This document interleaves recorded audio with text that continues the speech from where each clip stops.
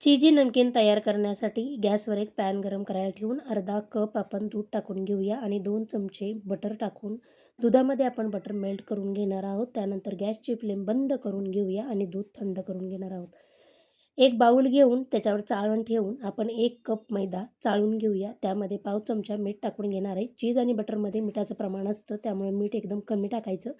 आणि आता चीज आपण खिसून घेऊया. इथे मी चीजच्या 2 क्यूब वापरलेले आहेत आणि थंड झालेलं दूध टाकून आपण हे पीठ मळून घेणार आहोत आणि 10 ते 15 मिनिटासाठी झाकून ठेवूया.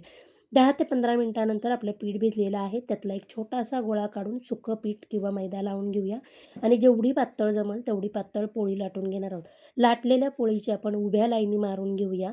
एकदम जवळ अशा लाईनी मारून घ्यायच्या आहेत आणि त्यानंतर आडव्या लाईनी मारून छोटे चौकोन तयार करून घेऊया. कढईमध्ये तेल गरम करायला ठेवायचं. तेल नॉर्मल गरम असावं. त्याच्यामध्ये खरपूस असे हे पीठ आहे तळून घेऊया.